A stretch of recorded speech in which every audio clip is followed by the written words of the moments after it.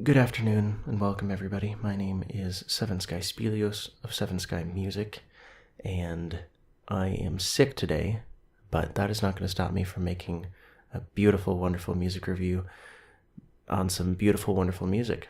So that's what we're going to be doing. Today we're going to be reviewing Silent Storm's Eye of the Storm. It's the first track in their album on Bandcamp. Silent Storm is spelled with a Y instead of an I. Sylent.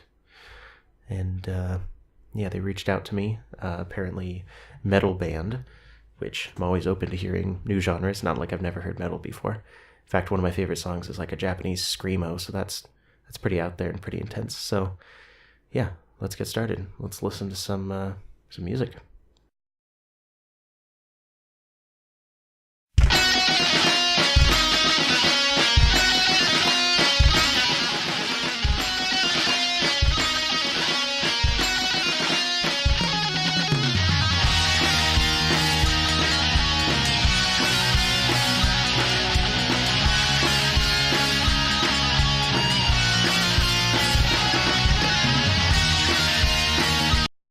This is really fun. I really enjoy this. This reminds me of, I think I was looking on the Bandcamp page and just listening through the first few seconds of each of their tracks, and I found that they kind of have a medieval theme going on, and their icon, which I'll try to put it up on screen now, is of a guitar and two swords. So I think they're being very deliberate in having this kind of warrior, Viking, medieval, Renaissance-y. I don't know exactly what they're going for yet, but and this music is very, I don't know, like Skyrim metal remix or something like that.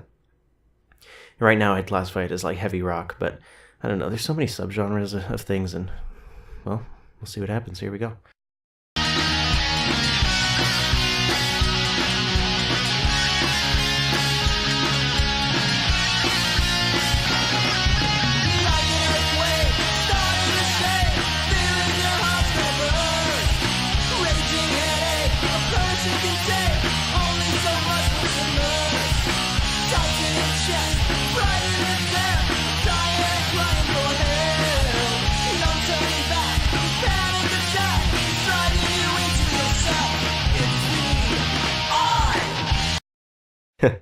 This is really fun. I'm enjoying this. I feel like I say that a lot in these music reviews. This piece really feels like a band of warriors are coming together to, rally before a big battle, and they're really, really excited to destroy their enemies, and that's a really great feeling. Let's keep listening.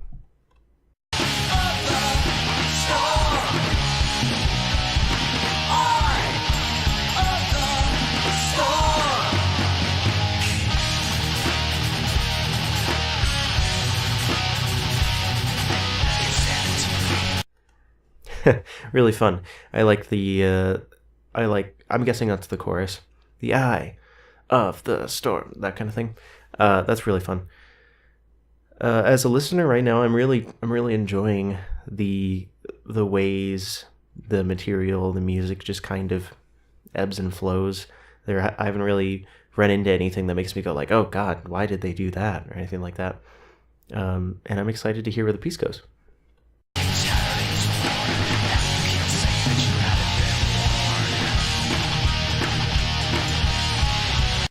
What were you whispering to me? I'll try to catch that on the second listen through. I don't want to rewind just yet, but that was kind of funny.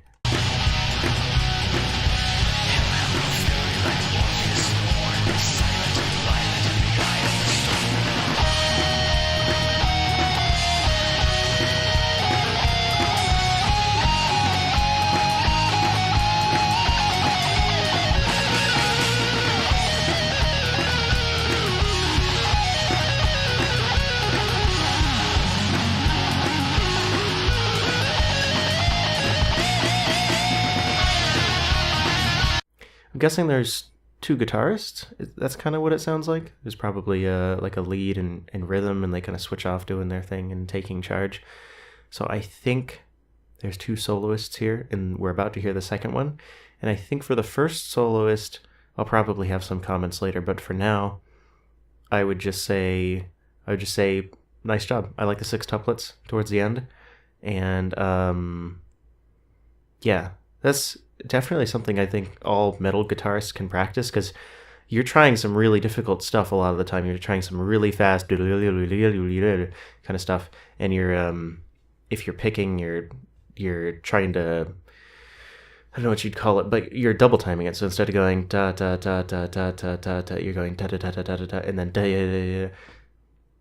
And it's really hard to get that in time, and I definitely understand that. I think that is one thing that might set apart amateur metal players, not necessarily amateur, but great metal players from good metal players. You know what I mean? As far as guitar playing goes, is can you nail your rhythms in this super fast, super strenuous box that we set our rhythmic framework in? And for the most part, it was great. But yeah, I think my message is coming across. I'm not sure. I'll probably touch on it again in a second. Here we go.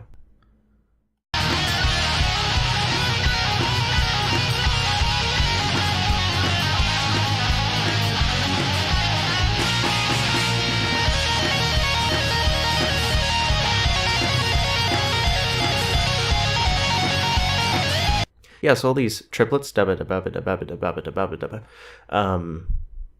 think what tends to happen with people, especially with what you're playing right now, is you tend to want to rush it and keep going faster, but the rhythm section is staying strong behind you and just chugging along at the same pace. So I hear at least to me, I hear an urge for the guitar players to want to kind of rush forward and push it, and their triplets end up coming across a little fast, and they have to slow down a little fast, have to slow it down a little bit. And I would just say, make sure you're relaxed when you're playing this. It's really tricky. It's really high energy, but try to be relaxed in the way that you're just consistent and constant. And when I practice saxophone, I always practice to a metronome at 60 beats per minute, and then whatever exercise I'm doing, I start with quarter notes at 60 and just do those as perfectly as I possibly can in time. And then once I have that, then I'll go to eighth notes at 60. Then I'll go to eighth note triplets at 60, and then 16th notes, and then maybe 5 tuplets, 6 tuplets, things like that. But I also do the whole range of my horn, so there aren't any exercises that I've gotten past 16th notes at 60 beats per minute without being nearly perfect. You know what I mean? And I think if you practiced, whoever's playing guitar, if you guys practiced your lines like that, you would have really impeccable timing, because that accuracy is what sets guitarists apart in this realm, I think. Rhythmic accuracy. So let's continue.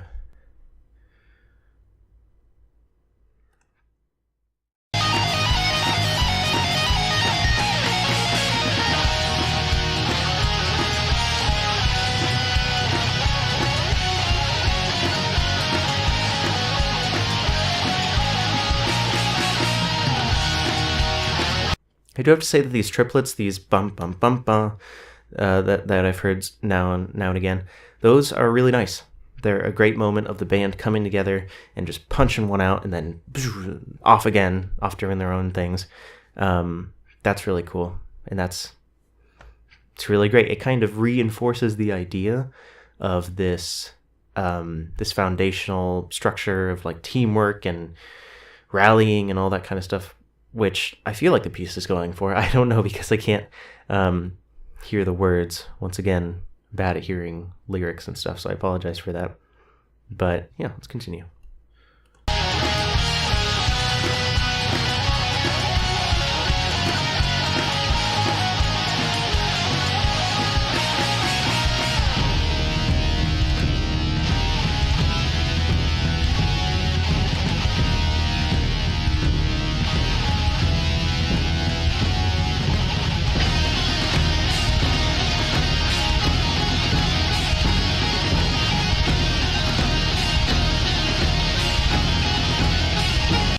This is a really great section. I really like how the drums, especially the lower drums, I guess those are the floor tom, maybe some other drums. I'm not super well versed in percussion, but I like how they kind of take center stage, and it's like, okay, we're breaking things down now. I think there could be more distinguishing between the previous section and this section in some other way, like maybe the guitars flips a switch and now their overdrive is a little less, or something like that, just to dramatize that this is a new section. We're really tearing things apart. We're really digging in. This is really fun, and I'm also curious as to how the words fit into everything. I'm curious as to if this is a verse chorus kind of structure, or verse chorus bridge, or verse chorus bridge solos. Or I guess solos have already come, but I'm kind of confused as far as that form goes. But this is only the first listen, so let's get back to that.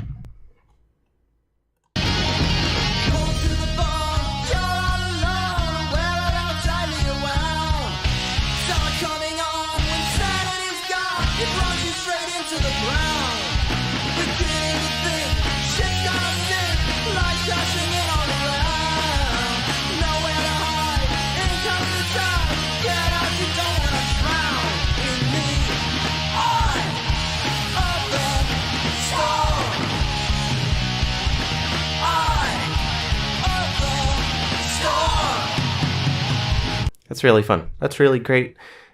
That line is just so great for if you're performing in a bar or in a park or something like that. You can be like, all right, everyone now. And it's really simple as far as like crowd pleasing goes. And that's really great.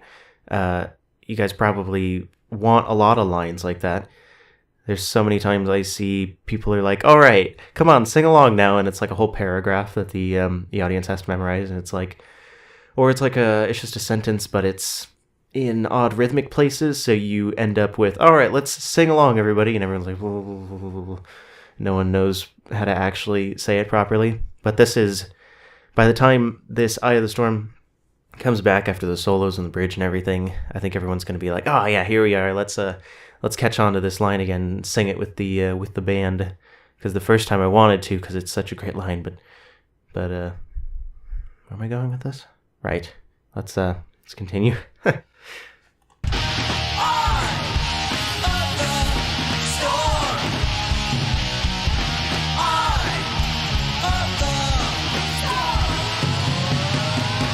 That tambourine was really funny, just for a brief second. Some little tambourines. I'm gonna actually rewind a little bit because I want to hear that again.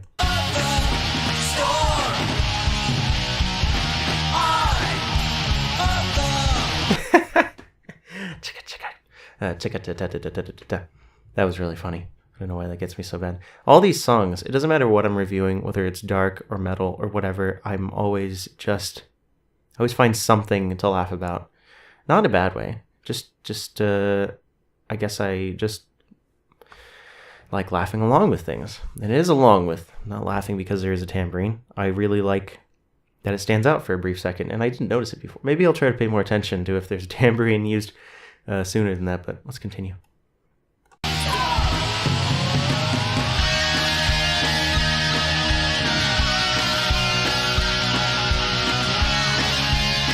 Yeah, you go, person. I couldn't tell if that was a guy or a girl or whatnot, but you go, person. That was screaming up there. That really added a lot, and kind of want to hear more of that, just to accentuate things, to lead into to new sections. Yeah, it's a common and great technique to use.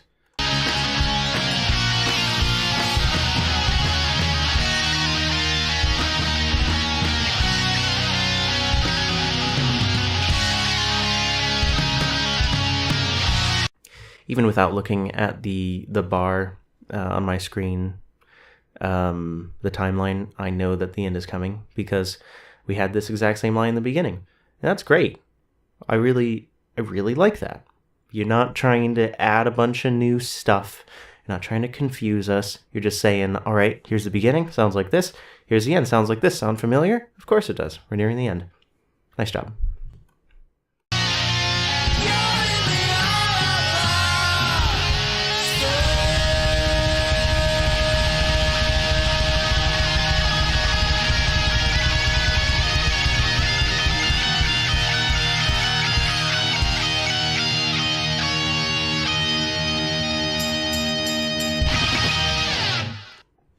Cool. Great way to end it. Da-da-da. Yeah, great. Everyone just, boom, right there, tight at the end. Really nice. That being said, the guitar line leading up to it wasn't convincing enough for me. I don't know. I expected something a little more extravagant than one of the warm-ups that I played. Except it was minor in this case. Yeah, in fact, I wanted some leaps, because if there's one thing in music that really pulls our hearts out in a wide variety of genres and ways, it's leaps. So instead of going do some crazy leaps of fifths, minor sixths, minor sevenths, and a whole octave, more than an octave. Just jump up to that point and like grab us and make us like, oh gosh, you know what I mean? Because this stepwise thing, it's not very good at building tension. It is rising, so it is building tension in that way. At the end of this piece, but I think maybe combine the two. Maybe have some steps and then leap, and then go back down. Have some steps, leap. These are the things that amp up the energy, that really hold us, really bring us to the climax of the piece. It's not really the climax, kind of, brings us to the end of the piece, which is a climax in and of itself. So that's the end of the piece, but let's try to do another listen. Don't have too much more time, but we'll probably get about halfway in.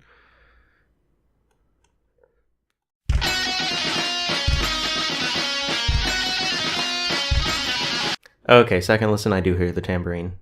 Nice. I like tambourines. They just add such a great timbre and texture to everything that I love them. And I haven't really listened to much metal music, but it kind of seems strange that there's a tambourine, and that's not a bad thing at all. I feel like this piece is actually kind of genre crossing in a way, because I could definitely see the metal aspect, and of course the rock aspect but I also see a lot of like folk in this, and a lot of like video game, like the chord progression is like minor 1, major 6, major 7, and then like minor 4, maybe minor 5, maybe major 5 at some points. It's very folky, very classical in that regard. And then you have this tambourine, and you have the snare drum doing this kind of marching style. It's very reminiscent of a few different genres, and I can always appreciate a well-tasted, well, you know what I mean. I can always appreciate a piece that blends genres together really nicely, and I think this is one of those pieces. I think this could certainly be drawn out in a very different way. This could be, and drawn out wasn't really the right thing to say. This could really be pulled out into a whole different piece with just like 4 Gaelic women singing with a lute. You could have the exact same lyrics, but just a totally different mood, atmosphere, same chords probably, and it would have, not the same atmosphere, but this different instrumentation, this different approach would give it a whole new quality that was, in a way, already there from the beginning, from this version.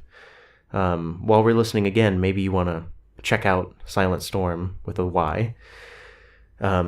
Maybe you want to check out Silent Storm on Bandcamp and kind of listen to all their songs in that light. Don't just think of them as like heavy metal songs. Think of them as like heavy rock, a little bit of metal, but also a little bit of like folk and like traditional ideas, and see what that gives you as a listener. Actually, I am just about out of time, so what I'm going to do is just skim through it, and then I'm going to give my final thoughts on, I feel like what I haven't really touched on is like form and like big ideas. So I want to just listen through it real quick, and then I'll say my final thoughts.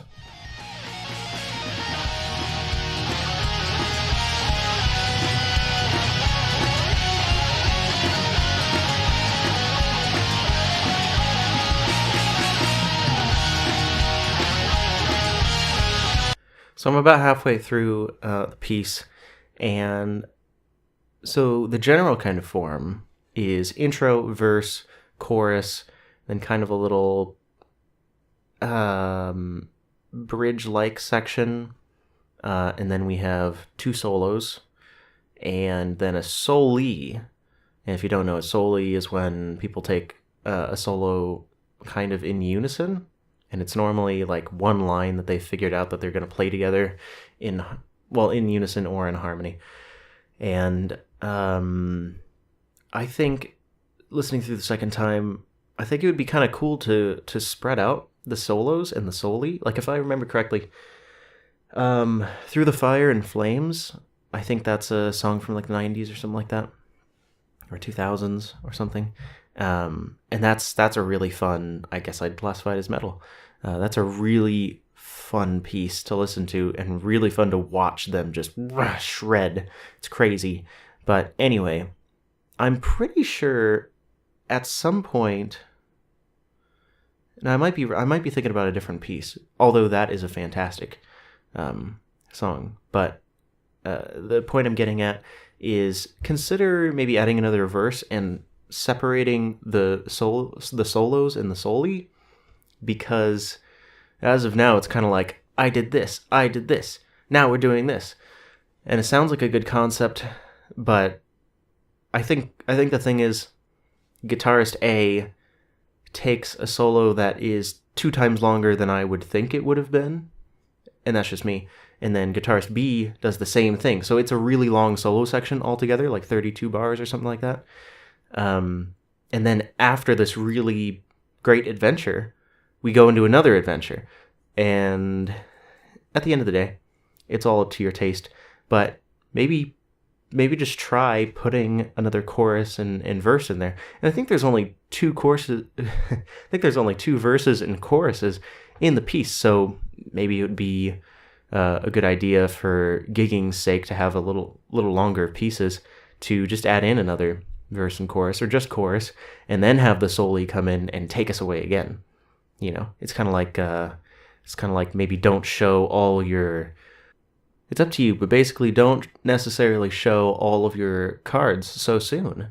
Have the solos, and then people are like, wow, those were some great solos, and then have the chorus and be like, okay, yeah, we're singing along now, and then have the solo and be like, oh, whoa, another solo section, and kind of surprise people like that. And right now you're surprising people, but I think having that space might be really good.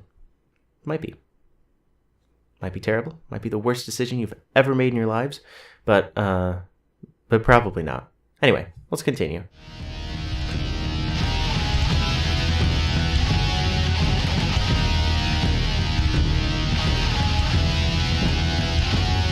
Yeah, and then after the solo section, we have another. I guess this is the bridge. This is probably the bridge, and at this point, there's so many sections. Like if I was a listener, like really feeling this, really into this at a bar or a party or something like that, I'd be like, where's the chorus? I want to sing along with the chorus. I want the singers back, or the singer back. Can't tell. I know there's more than one voice, but it might just be in recording. He recorded himself twice. The point is, maybe pushing things, maybe adding space is what would serve this piece really well. Maybe adding space, inserting a little more verse, a little more chorus. See what that gives you. And I think that's kind of, that's going to be the start of my final thoughts on this piece. This is really fun to listen to. This is music that I would really enjoy hearing at some kind of event. You know, I'm standing around conversing with people, having a drink, having some food, and if this is playing behind me, I'm happy. I'm having a good time.